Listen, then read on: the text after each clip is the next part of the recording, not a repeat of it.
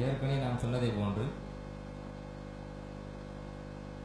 ஆதாரபூர்வமான ஹதீஸுகளை குர்ஆனோடு மோதவிட்டுத்தான் எதிரணியினர்கள் ஹதீஸை மறுக்கிறார்கள் என்பதை இன்ஷா அல்லாஹ் இந்த வாதகத்தை நிரூபிப்போம். இவ்வாறு வஹி செய்திகளிலே மோத விடுதல் என்பது யூதர்களுடைய நஸ்ரானிகளுடைய கலாச்சாரம், இஸ்லாத்திற்கு அப்பாற்பட்டவர்களுடைய கொள்கை என்பதை நாம் எடுத்து சொல்லியிருந்தோம். முகீரத் இப்னு ஷுஅபா ரலியல்லாஹு அன்ஹு அவர்கள் சொல்கிறார்கள், ஒரு தடவை மாநபி ஸல்லல்லாஹு அலைஹி வஸல்லம் என்னை நஜ்ரான் என்கிற பகுதிக்கு அனுப்பி வைத்தார்கள். அந்த பகுதியில் உள்ள நஸ்ரானிகள் என்னிடத்தில் கேட்டார்கள், அலஸ்தும் தக்ரஊன யா உக்த ஹாரூன், யா உக்த ஹாரூன் என்று ஒரு வசனத்தை நீங்கள் ஓதிக்கொண்டிருக்கிறீர்களா என்று கேள்வி கேட்கிறாங்க. அதாவது எந்த வசனம் அப்படின்னு கேட்டீங்கன்னா, மரியம் அலைஹிஸ்ஸலாம் அவர்களை பற்றிய ஒரு வசனம். அவங்க திருமணம் முடியாமலேயே ஆண் குழந்தை பிறந்தது. அந்த கை குழந்தையை கொண்டு ஊருக்குள் வருகிற பொழுது அந்த ஊர் மக்கள் அவர்களை பார்த்து கேட்கிறார்கள், திருமணம் முடிக்காம எப்படி குழந்தை பிறக்குங்கிற அடிப்படையில், யா உக்த ஹாரூன் மா கான அபூ கிம்ர சௌஇன் வமா கானத் உம்முகி பகியா, ஹாரூனுடைய சகோதரியே, உனது தந்தை ஒரு மோசமான நபர் கிடையாது, உன் தாயும் விபச்சாரி கிடையாது, அப்படி இருக்கும்போது எப்படி குழந்தை? உன் தந்தையும் மோசமான ஆள் இல்ல, உன் தாயும் ஒரு மோசமான நடத்தை கொண்ட ஒரு பெண்மணியும் அல்ல, அப்படிப்பட்ட நிலையில நீங்க எப்படி இந்த மாதிரி திருமணம் முடிக்காம குழந்தை பெற்றெடுத்தீங்க என்கிற கருத்துல இந்த கேள்வியை வைக்கிறார். இந்த வசனத்தை குறித்து தான் நஜ்ரான் நாட்டு நஸ்ரானிகள் முகீரத் இப்னு ஷுஅபா ரலியல்லாஹு அன்ஹு அவங்கள்ட்ட கேள்வி வைக்கிறாங்க. எப்படி கேள்வி வைக்கிறாங்க? யா உக்த ஹாரூன், குர்ஆனிலே அல்லாஹ் ஹாரூனுடைய சகோதரியை என்று மரியம் அலைஹிஸ்ஸலாம் பார்த்து அழைக்கிறான். அப்படி ஒரு வசனம் குர்ஆனில் இருப்பதை அல்லாஹ் சொல்கிறான். வகத் கான பைன ஈசா வ மூஸா மா கான, ஈசா அலைஹிஸ்ஸலாம் அவர்களுக்கும் மூஸா அலைஹிஸ்ஸலாம் அவர்களுக்கும் இடையில பல காலங்கள் வித்தியாசம் இருக்கிறது. ஏனென்றால் ஹாரூன் என்பவர் அந்த நஜ்ரான் நாட்டு மக்கள் எப்படி சித்தரிக்கிறாங்க அப்படின்னு சொன்னா, மூஸா அலைஹிஸ்ஸலாமுடைய சகோதரர் ஹாரூன் அலைஹிஸ்ஸலாம் இருக்கிறாங்கல்ல, அந்த ஹாரூன் தான் மரியம் அலைஹிஸ்ஸலாம் அவர்களை பற்றி சொல்லப்படுகிறது என்று சித்தரிக்கிறாங்க. மூஸா அலைஹிஸ்ஸலாம் அவர்களுடைய காலம் வேற, ஈசா அலைஹிஸ்ஸலாம் அவர்களுடைய காலம் வேற. மூஸா அலைஹிஸ்ஸலாம் அவர்கள் காலம் வேற, ஈசா அலைஹிஸ்ஸலாமுடைய காலம் வேற. மூஸா அலைஹிஸ்ஸலாமுடைய சகோதரர் தான் ஹாரூன். அவங்களுக்கும் ஈசா அலைஹிஸ்ஸலாமுடைய காலத்துக்கு நிறைய வித்தியாசம் இருக்குது. அப்படி இருக்கும்போது மரியமுடைய சகோதரராக ஹாரூன் எப்படி இருக்க முடியும்? அந்த ஹாரூனுடைய சகோதரியை நீங்க எப்படி கூப்பிட முடியும்? இது வரலாற்று பிழையாக இருக்கிறது என்கிற ஒரு கருத்தை, குர்ஆனோடு மோதவிடக்கூடிய ஒரு கருத்தை அந்த நஜ்ரான் தேசத்து அந்த நஸ்ரானிகள் வைக்கின்ற பொழுது இந்த முகீரத் இப்னு ஷுஅபா ரலியல்லாஹு சொல்றாங்க, அந்த மாதிரி கேள்வி கேட்ட உடனே ஃபலம் அதிரி மா உஜீபுஹும், நான் அவங்களுக்கு என்ன பதில் அளிக்கணும் எனக்கு தெரியல. இந்த மாதிரி குழப்பத்தை உருவாக்கிட்டாங்க. குர்ஆன்ல ஒரு மாற்றம் இருப்பதை போன்ற ஒரு குழப்பத்தை சித்தரிச்சாங்க. ஆனா எப்படி பதில் அளிக்கணும் எனக்கு தெரியல. எனவே பெருமானார் ஸல்லல்லாஹு அலைஹி வஸல்லம் இடத்துல நான் திரும்பி வந்தேன். இந்த மாதிரி அந்த மக்கள் சொல்வதை நான் நபி பெருமானார் ஸல்லல்லாஹு அலைஹி வஸல்லம் சொன்ன பொழுது ஸல்லல்லாஹு அலைஹி வஸல்லம் திருப்பி என்கிட்ட கேட்டாங்க, அலா அக்பர்தஹும், நீங்க இவங்களுக்கு இப்படி பதில் சொல்லி இருக்கலாமே, அன்னகும் கானு யுஸம்மூன பி அம்பியாஹிம் வ ஸாலிஹீன கபலஹும், அந்த ஹாரூன் மரியம் அலைஹிஸ்ஸலாமுடைய காலகட்டத்தில் உள்ள மக்கள் தங்களுக்கு முன்னால் வாழ்ந்த நபிமார்களுடைய பெயர்களையும் நல்லடியார்களுடைய பெயர்களையும் தங்களுடைய பிள்ளைகளுக்கு சூட்டுவார்கள் என்று நீங்கள் பதில் சொல்லியிருக்கலாமே, ஏன் அப்படி பதில் சொல்லாம வந்தீங்க என்ற கருத்தில் பெருமானார் ஸல்லல்லாஹு அலைஹி வஸல்லம் என்ன செய்றாங்க? திருப்பி கேள்வி கேட்கிறார்கள். இந்த ஹதீஸ் திர்மிதி, முஸ்லிம், அஹ்மது போன்ற பல நூல்களிலே பதிவாயிருக்கிறது. அப்போ ஹாரூன் அலைஹிஸ்ஸலாம் ஹாரூனுடைய சகோதரியே என்ற கேள்விக்கு என்ன விளக்கம் ஸல்லல்லாஹு சொல்றாங்க? இந்த ஹாரூன் வேற, மூஸா அலைஹிஸ்ஸலாமுடைய சகோதரர் ஹாரூன் இருக்கிறாங்களே அந்த ஹாரூன் வேற. இது பெருமானார் ஸல்லல்லாஹு அலைஹி வஸல்லம் அவர்கள் இப்ப கூட நம்ம பேர் வைக்கிறோம், நபிமாரோட பேர் வைக்கிறோமா இல்லையா? என் பேர் முஸ்தபா, அதே போல நபிமாருடைய பேர் சுலைமான் பேர் வைப்பாங்க. அதனால அவங்க எல்லாம் அந்த நபியின் ஆயிட முடியுமா? அந்த பெயர் வைத்த கருத்தை நபி ஆயிட முடியாது. அவ பெயர் வைத்த என்பது நபிமாருடைய பேர் வைப்பாங்க, நல்லடியார்களுடைய பேர் வைப்பாங்க. இது எல்லா காலகட்டத்திலையும் உண்டு. இந்த மாதிரி பதில் நீங்கள் சொல்லியிருக்கலாம் என்று பெருமானார் ஸல்லல்லாஹு அலைஹி வஸல்லம் சொல்கிறார்கள். அப்ப நஜ்ரான் தேசத்து நஸ்ரானிகள் இந்த குர்ஆனிலே மோதலை உருவாக்க வேண்டும் என்பதற்காக எப்படி செயல்பட்டார்களோ, குர்ஆனை மோத விட்டாங்க. இன்னைக்கு இவங்க என்ன, குர்ஆனுக்கு ஹதீஸை மோத விடுறாங்க. ஹதீஸை மோத விட்டு அந்த யூதர்களுடைய கலாச்சாரத்தை அப்படியே காப்பியடிக்கிறார்கள். தமிழகத்தில் யூதர்களுடைய கலாச்சாரத்தை பரப்புகிறார்கள் என்பதுதான் நம்முடைய நிலைப்பாடு. எதிர்ப்புரியவர்களே, வெளிப்படையாக குர்ஆன் ஹதீஸுக்கு மோதல் அப்படின்னு வெறுமன மோதல் பார்க்க கூடாது. முறையாக அது மோதல் இல்லாமல் உடன்பாட்டை ஏற்படுத்தக்கூடிய நிலை நிறைய இருக்கிறது. பொதுவாக இப்னு அப்பாஸ் ரலியல்லாஹு அன்ஹு அவங்கள்ட்ட ஒரு மனிதர் கேள்வி கேட்கிறார். குர்ஆன்ல பல வசனம் இருக்குது, அந்த வசனம் மோதற மாதிரி தெரியுது. அல்லாஹ் ஒரு வசனத்துல சொல்றான், பல அன்சாப பைனஹும் யௌமைதின் வலா யதசாஅலூன், கியாமத் நாள்ல அவர்களுக்கு இடையில எந்த விதமான நசபும் வம்ச அவர்கள் ஒருவருக்கு ஒருவர் கேள்வி கேட்டுக் கொள்ள மாட்டார்கள், விசாரித்துக் கொள்ள மாட்டார்கள் என்று குர்ஆன் அல்லாஹ் ஒரு இடத்துல சொல்றான். இன்னொரு இடத்துல அக்பர பாதுஹும் அலா பாதி யதசாலூன், அவர்கள் சிலரை சந்திப்பார்கள், ஒருவருக்கு ஒருவர் விசாரித்துக் கொள்வார்கள், பேசிக் கொள்வார்கள் என்று அல்லாஹ் குர்ஆன் இன்னொரு இடத்துல சொல்றான். அப்ப ஒரு இடத்துல பேச மாட்டாங்க, அவங்க விசாரிக்க மாட்டாங்கன்னு சொல்றான். இன்னொரு வசனத்துல ஒருவருக்கு ஒருவர் சந்தித்துக் கொள்வார்கள், பேசிக் கொள்வார்கள் என்று அல்லாஹ் சொல்கிறான். இது முரண்பாடு மாதிரி தோன்கிறதே. அதே போல இன்னொரு வசனத்துல அல்லாஹ் சொல்கிறான், வலா யக்துமூன அல்லாஹ ஹதீஸா, அந்த முஸ்லிம்கள் மறுமையில வந்து எந்த செய்தியும் மறைக்க மாட்டாங்க என்று அல்லாஹ் சொல்கிறான். இன்னொரு வசனத்துல அந்த முஸ்லிம்கள் கியாமத்தினால என்ன செய்வாங்க என்பதை பற்றி சொல்கிற பொழுது, வல்லாஹி ரப்பினா மா குன்னா முஷ்ரிகீன், அல்லாஹ்வே சத்தியமா நாங்க என்ன கேட்பிக்கல அப்படின்னு நாளைக்கு மறுமையில அவங்க சொல்லுவாங்க. அப்ப ஒரு வசனத்தில் நாளைக்கு மறுமையில அல்லாஹ்விடத்துல எதையுமே அவங்க மறைக்க மாட்டாங்கன்னு அல்லாஹ் சொல்கிறான். இன்னொரு வசனத்துல அவங்க என்ன சொல்லுவாங்க, நாங்க சிரிக்க வைக்கலையே அப்படின்னு ஒரு கருத்தை என்ன செய்யறாங்க, மறைக்கிறாங்க. நாங்க முஸ்லிம்னா கிடையாது அப்படின்னு நாங்க செஞ்ச அந்த கருத்தை சிரிக்க மறைக்கிறாங்க. அப்ப மறைக்க மாட்டாங்க என்று ஒரு இடத்துலையும், மறைப்பாங்க என்று இன்னொரு இடத்துலையும் அல்லாஹ் சொல்கிறானே, இது வந்து ஒரு முரண்பாட்டை போன்று என்னிடத்தில் தோன்றுகிறது, என்ன பதில் கேள்வி கேட்கிறாங்க. அப்ப இப்னு அப்பாஸ் ரலியல்லாஹு அன்ஹு பதில் சொல்றாங்க, விசாரிக்க மாட்டார்கள் என்பது வேற ஒரு கட்டம், விசாரிப்பார்கள் என்பது இன்னொரு கட்டம், ரெண்டு ஒரே சமயத்தில் கிடையாது என்றும். அதே போல இன்னொரு வசனத்துக்கு விளக்கம் கொடுக்குறாங்க. விளக்கத்தை கேட்டு நம்ம சொல்லுவோம். இதை ஏன் நான் பதிவு செய்கிறேன் என்றால், புகாரில் பதிவாக இருக்கிறது. இதை நான் ஏன் இங்கே பதிவு செய்கிறேன் என்று சொன்னால், பெருமானார் ரசூலுல்லாஹி ஸல்லல்லாஹு அலைஹி வஸல்லம் ஹதீஸ் குர்ஆனோடு மோதுது, ஒரு ஹதீஸ் ஆதாரபூர்வமான ஹதீஸ் இன்னொரு ஆதாரபூர்வமான ஹதீஸோடு மோதுது அப்படின்னு சொல்லி இவர்கள் பரப்புகிறார்களே, இது வந்து இந்த மாதிரியான போலியான தோற்றம் தான். யூதர்கள் எப்படி குர்ஆன்ல வந்து என்ன செஞ்சார்களோ, இன்னொரு வசனத்தோடு மோத விட்டு பரப்பினார்களோ, அதே போன்ற ஒரு கலாச்சாரம் தான் இது என்பதை முதல் கட்டமாக இங்கே நாம் பதிவு செய்கிறோம். அடுத்து இன்னொரு முக்கியமான விஷயம் என்னவென்று சொன்னால், இவர்கள் ஹதீஸிலே எப்படியெல்லாம் மோத விட்டு விளையாடுகிறார்கள் என்பதை உதாரணத்துக்காக நாம் ஒன்று பதிவு செய்கிறோம். சுலைமான் அலைஹிஸ்ஸலாம் அவர்கள் சம்பந்தமாக பெருமானார் ஸல்லல்லாஹு அலைஹி வஸல்லம் அவர்கள் அறிவித்த செய்திகள் புகாரி, முஸ்லிம் போன்ற பல்வேறு நூல்களிலே பதிவாக இருக்கிறது. அதுல முஸ்லிம்ல ரிவாயத் செய்யப்பட்ட ஹதீஸ் ஏராளமாக இருக்கிறது. அதுல ஒரு முக்கியமான செய்தியை சொல்கிறேன். மாணவி அபூ ஹுரைரா ரலியல்லாஹு அன்ஹு அறிவிக்கிறார்கள், சுலைமான் அலைஹிஸ்ஸலாம் அவர்களுக்கு 60 மனைவி இருந்தார்கள். நிறைய ரிவாயத் வருகிறது. இன்ஷா அல்லாஹ் கேள்வியாக வைக்கப்படுகிற போது பதில் சொல்லுவோம். சுலைமான் அலைஹிஸ்ஸலாம் அவர்களுக்கு 60 மனைவி இருந்தார்கள். அப்போ சுலைமான் அலைஹிஸ்ஸலாம் சொன்னார்கள், லா தூஃபன்ன லைலத்த அலா நிசாஇ, நான் இன்று இரவு என் மனைவியிடத்திலே தாம்பத்தியத்தில் ஈடுபடுவேன். அப்படி ஈடுபடுகிற பொழுது அதுல உள்ள ஒவ்வொரு பெண்மணியும் ஹம்லாகுவார்கள், கர்ப்பம் தரிப்பார்கள். அதில் உள்ள ஒவ்வொரு பெண்களும் வந்து ஒரு குதிரை வீரரை பெற்றெடுப்பார்கள். அந்த குதிரை வீரர் அல்லாஹ்வுடைய பாதையில கலந்து கொண்டு அல்லாஹ்வுடைய மார்க்கத்திற்காக வேண்டி அவர் யுத்தம் செய்வார் என்று சுலைமான் அலைஹிஸ்ஸலாம் சொல்கிறார்கள். ஃபதாஃப அலா நிசாஇஹி, அதே போல தன் மனைவியிடத்திலே அன்று இரவு அவர்கள் தாம்பத்தியத்தில் ஈடுபடுகிறார்கள். ஃபமா வலதத்து மின்குன்ன இல்லா இம்ராஅத்துன், ஆனால் அந்த 60 மனைவி வருது, 70 வருது, இன்ஷா அல்லாஹ் கேள்விக்கு பதில் சொல்லுவோம். இப்போ அந்த மனைவிமார்கள்ல ஒரே ஒரு மனைவிக்கு மட்டும் குழந்தை பெற்றெடுத்தார்கள்.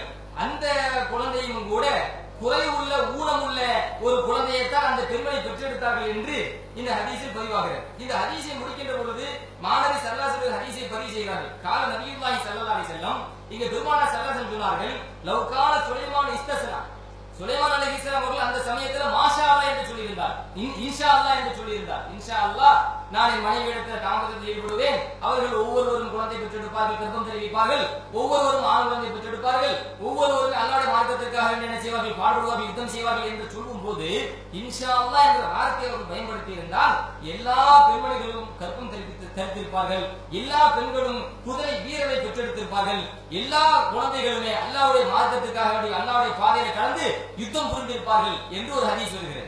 இந்த ஹதீஸ் பல்வேறு அறிவிப்புகள்ல புகாரி, முஸ்லிம் போன்ற பல்வேறு நூல்கள்ல வருகிறது. இந்த ஹதீஸ் எப்படி மறுக்கிறார்கள், 70 என்ற ஒரு அறிவிப்பு வருகிறது.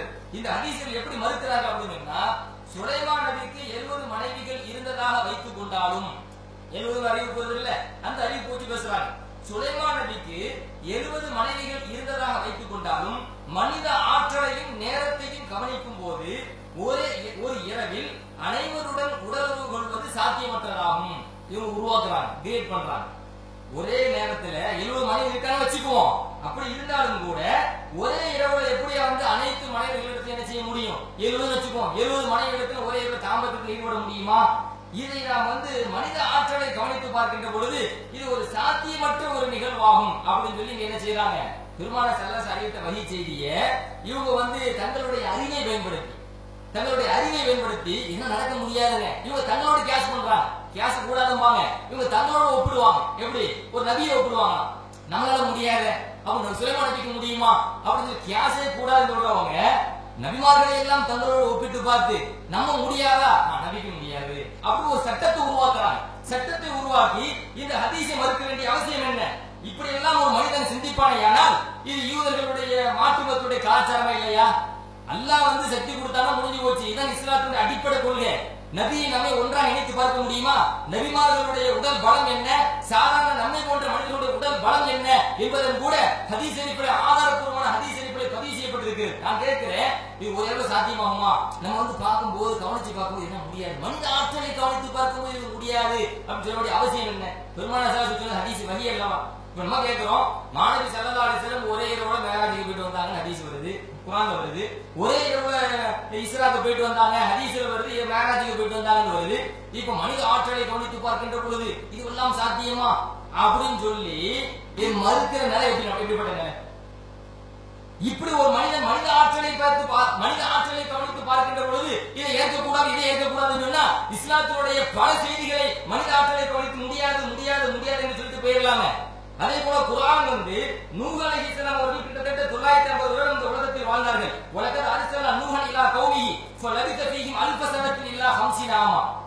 1000 வருடம் 50 தவிர 950 வருடம் இந்த உலகத்தில் வாழ்ந்தார்கள் நூஹ் அலைஹிஸ்ஸலாம் என்று குர்ஆனில் அல்லாஹ் சொல்கிறான். இன்று ஒருத்தன் பார்க்கறான், நம்ம தான் 60 இழுத்துட்டு இருக்குது, 40 இழுத்துட்டு இருக்குது, 950 மாசம் உலகத்தில் வாழ முடியுமா அப்படின்னு தன்னோட கியாஸ் பண்ணி தன்னை ஒப்பிட்டு இந்த வசனத்தை ஒருவன் பார்ப்பானேயானால் இதெல்லாம் சாத்தியம் மற்றும் மறுத்துருவான். இன்னைக்கு இவங்க மறுக்கிறாங்கல்ல, நம்மளால முடியல. ஒரு மனைவி எப்படி 60 மைல் போக முடியும்? அதெல்லாம் முடியாதுங்க என்று எப்படி இவர்கள் தன்னோட ஒப்பிட்டு ஒரு ஹதீஸை மறுக்கின்றார்களோ இந்த வாசலை திறந்து விடுகிறார்கள். ஒவ்வொருத்தரும் நம்மளை பார்ப்பான், வாழ்ற காலத்தை பார்ப்பான், பார்த்து ஈஸியா மறுக்க ஆரம்பிச்சிடும்.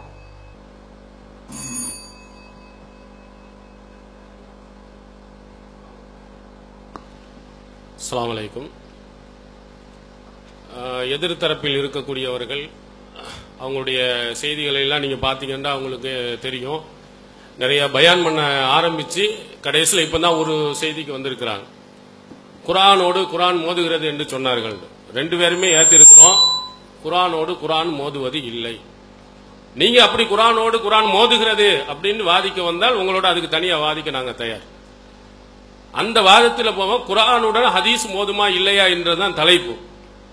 யூதர்கள் அப்படி செஞ்சாங்க போனாங்கன்னா அந்த மாதிரி யூத கூட்டங்களோடு தான் நாங்கள் விவாதித்திருக்கிறோம். குர்ஆன் மட்டும் போதுமா? 19 அமைப்பு 19 இந்த குர்ஆன் கட்டமைக்கப்பட்டிருக்கிறது, குர்ஆன் மட்டும் போதும் என்று சொல்பவர்களுடன் விவாதித்து நபி மொழி அவசியம் என்பதை நிரூபித்திருக்கிறோம். குர்ஆன் மட்டும் போதுமா என்ற புத்தகத்தையும் வெளியிட்டு இருக்கிறோம். அதில் உள்ள வசனங்களை தான் இவர் எடுத்து சொல்லிக் கொண்டிருக்கிறார். அதனால குர்ஆன் மட்டும் போதும் என்று சொல்லக்கூடியவர்களுக்கு எதிரான கருத்துள்ளவர்கள் நாங்கள், நபிமொழிகளை ஏற்பவர்கள் நாங்கள் என்பதை முதல்ல நம்ம பதிவு வைத்துக் கொள்கிறோம். அடுத்து ஒரு சில வாதங்களை எடுத்து வைத்திருக்கார், முழுமையாக எடுத்து வைக்கவில்லை. முழுமையாக எடுத்து வைத்தவுடன் அதற்கு நாம் என்ன செய்வோம், வரிசையாக அவர்களுக்கு நாம் பதிலளிப்போம். அதுல ஒரு விஷயத்தை அங்க சொல்ற சுலைமான் நபி அவர்களுடைய உறவு கொள்வதாக 60, 70 என்று பல தரப்புல வந்திருக்கிறது. அதுல ஒரு பாயிண்ட எடுத்து வைக்கிறார். 70 நபர்கள் என்று வைத்துக் கொண்டாலும் ஒரே இரவில் போக முடியுமா அப்படின்னு ஒரு கேள்வியை நாம் எடுத்து வைத்ததை வைத்து இவருடைய அறிவோடு ஒப்பிட்டு பார்க்கிறார்கள், புத்தியோடு ஒப்பிட்டு பார்க்கிறார்கள். சரியில்லை என்று சொல்லுகிறார்கள். நீங்க என்ன எழுதியிருக்கிறீங்க அங்க பாருங்க. குர்ஆனுக்கும் அறிவுக்கும் முரண்படாது. அப்ப ஏன் இது முரண்படுது? முரண்படல நீங்க சொல்லணும். அறிவுக்கே புரியுது, நமக்கு ஏத்துக்கிற முடியலதான். ஆனாலும் இதற்கு இந்த விளக்கம் கொடுக்கணும். விளக்கத்தை கொடுங்க. அறிவுக்கு பொறுத்த மாதிரி அறிவுக்கு ஏற்றுக்கொள்வதை போன்று ஒன்றை நீங்க நிரூபித்தால் குர்ஆனுக்கே முரண்படவில்லை என நாங்க அந்த செய்தி ஏத்துக்குருவோம். அது இல்லை என்பதின் காரணத்தினால் தான் நம்ம ஏற்கல.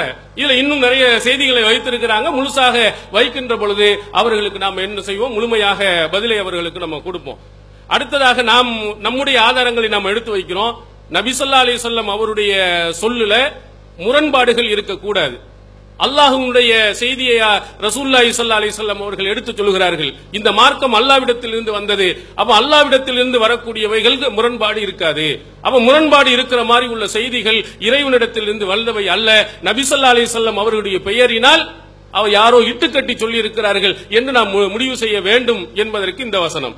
அதே போன்று சூரத்துல் ஆராஃப்ல 28வது வசனம், அதுல அல்லாஹ் தஆலா சொல்ல சொல்றான், குல் இன்னல்லாஹ லா யஅமுரு பில் ஃபஹ்ஷா, அருவருப்பான ஆபாசமான விஷயங்களை அல்லாஹ் தஆலா ஏவ மாட்டான். அப்ப நபியினுடைய சொல்லில், அல்லாஹுடைய வேதத்திற்கு விளக்கமாக வரக்கூடிய சொல்லில் ஆபாசங்கள் இருக்கக்கூடாது. அப்படி ஆபாசங்கள் இருப்பதை போன்று ஒரு செய்தி வருமானால் அது அல்லாஹ்வின் தூதர் அவருடைய சொல்லே இல்லை. அல்லாஹ்வின் தூதர் அவருடைய பெயரை யாரோ தவறாக பயன்படுத்தி இருக்கிறாங்க. நபி ஸல்லல்லாஹு அலைஹி வஸல்லம் அவர்கள் மீது இட்டுக்கட்டி சொல்லி இருக்கிறாங்க. ஏன்னா திருக்குர்ஆன்ல இன்னொரு இடத்துல அல்லாஹ் தஆலா சூரத்து பக்ராவுல 268வது வசனத்தில் என்ன சொல்றான், ஷைத்தானு யஇதுகுமுல் ஃபக்ர வ யஅமுருக்கும் பில் ஃபஹ்ஷா. இந்த ஷைத்தான் இருக்கிறான், அவன்தான் நீங்க எல்லாம் தர்மம் எல்லாம் செய்து விட்டால் உங்களுக்கு வறுமை வந்து விடும் என்று உங்களை எச்சரிப்பான். ஆபாசங்களை, அருவருக்கத்தக்க விஷயங்கள் எல்லாம் செய்யுமாறு அவன் தான் தூண்டுவான்.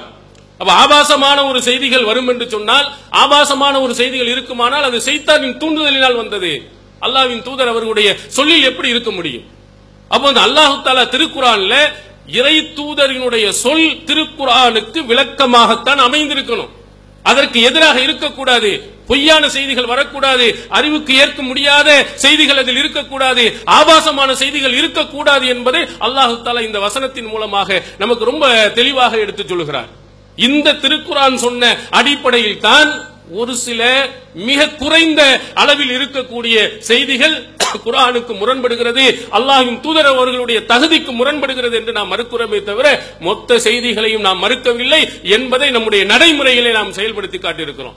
அடுத்ததாக நம் மீது ஒரு குற்றச்சாட்டு, புது மதம். நம்ம தான் புதுசா இந்த கொள்கையை சொல்லிவிட்டோம்.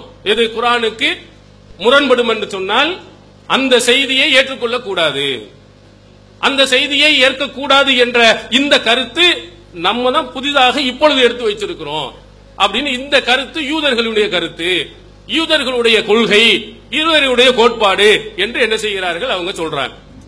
இப்ப பாருங்க 42 படம்.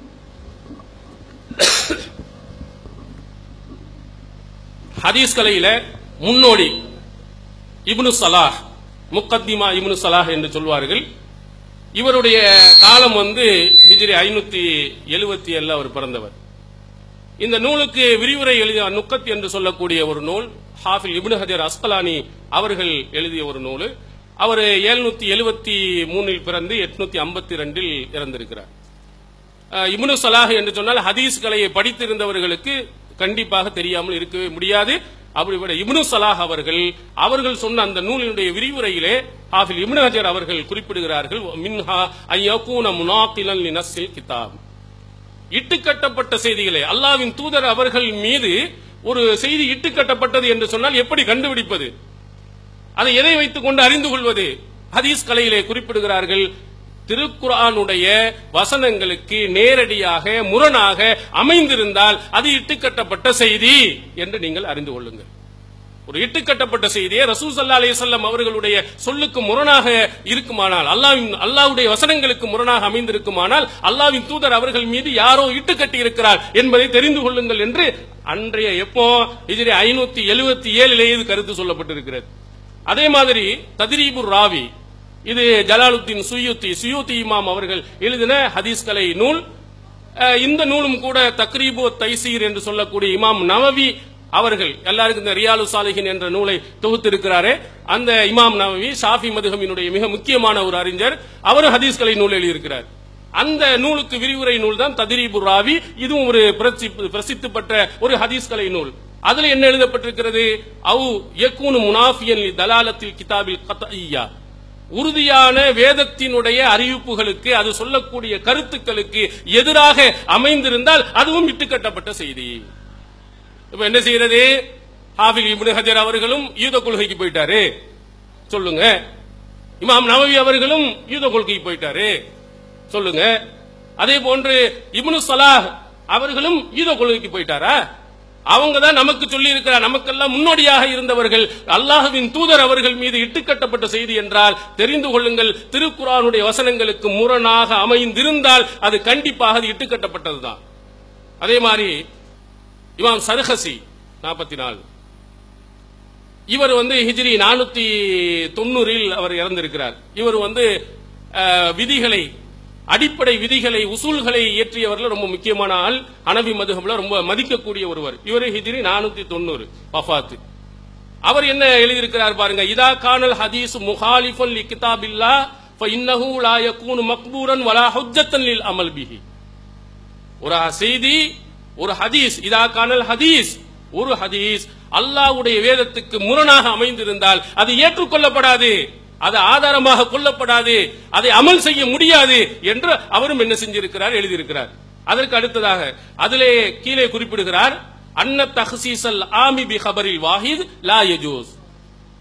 ஒரு பொதுவாக திருக்குர்ஆன்ல ஒரு செய்தி இடம்பெற்றிருக்கும் போது அல்லாஹ்வின் தூதர் அவர்கள் இல்லை அதற்கு ஒரு குறிப்பான அர்த்தத்தை கொடுத்து விடுவார்கள் என்று சொன்னால் ஹபருல் வாஹித், ஹபருல் வாஹித் தான் தனிநபர்கள் சொல்லக்கூடிய நபிமொழிகள், அந்த நபிமொழிகளை கொண்டு பொதுவாக சொல்லப்பட்டதை குறிப்பானதாக ஆக்கப்பட்டுமானால் அதுவும் ஏற்றுக்கொள்ளக்கூடாது, அந்த ஹதீஸ்களையும் ஏற்றுக்கொள்ளக்கூடாது.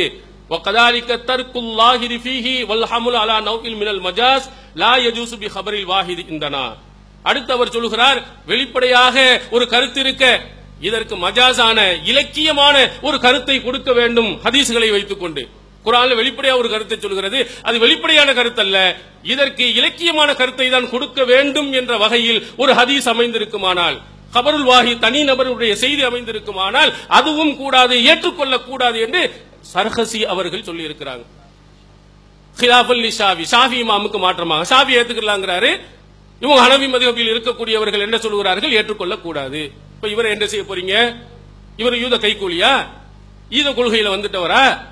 என்ன தெளிவாக சொல்லுகிறார், நபிமொழிகள்ல தனிநபராக அனுப்பி வைக்கக்கூடிய ஹபருல் ஆஹாதிலே வரக்கூடிய ஒரு செய்தி குர்ஆனுக்கு முரணாக இருந்தால் ஏற்காத.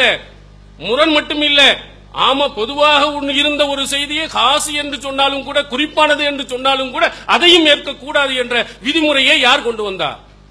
குர்ஆனுக்கு முரணான கருத்தை சொல்லப்படுமானால் அந்த செய்தியை ஏற்றுக்கொள்ள கூடாது என்பதை முன்னால் இருந்த அறிஞர்கள் ஹிஜ்ரி 400 என்ன செஞ்சிருக்கிறாங்க, சொல்லி இருக்கிறார்கள் என்பதை நாம் பார்க்க முடிகிறது. அதே மாதிரி அடுத்து 45 போனுங்க, ராசி, ஃபஹ்ருத்தீன் ராசி, ஒரு பெரிய அறிஞர் இல்லையா, தஃப்சீரு ராசி என்ற மிகப்பெரிய தஃப்சீர் நூலை எழுதியவர் இல்லையா, அவர் என்ன எழுதுகிறார் பாருங்க, அன்னஹு கத் ஹஸல ஃபில் அக்பாரி மா லா யஜூஸு நிஸ்பத்துஹு இலா ரசூலுல்லாஹி ஸல்லல்லாஹு அலைஹி வஸல்லம். அல்லாஹ்வின் தூதர் அவர்களுடன் இணைப்பதற்கு தகுதியில்லாத சில செய்திகளை பெற்றுக்கொள்ளப்படுகிறது. சில செய்திகள் இருக்கிறது, அது அல்லாஹ்வின் தூதர் அவர்களோடு இணைக்கவே முடியாது. அதே வலாயக்குல் தாவீல், அதற்கு விளக்கம் கொடுப்பதற்கும் அது முடியாது. அப்படியும் சில செய்திகள் இருக்கிறதா. இவங்க சொல்றாங்க அப்படிலாம் முடியாது, அப்படியெல்லாம் முரணாகலாம் அமையாது, அதுக்கெல்லாம் விளக்கம் கொடுத்துடலாம். இவர் ராஜி சொல்லுகிறார், விளக்கம் கொடுக்க முடியாத அளவுக்கு அல்லாஹ்வின் தூதர் அவர்களுடன் சேர்த்து பார்க்க முடியாத சில செய்திகள் இருக்கிறது.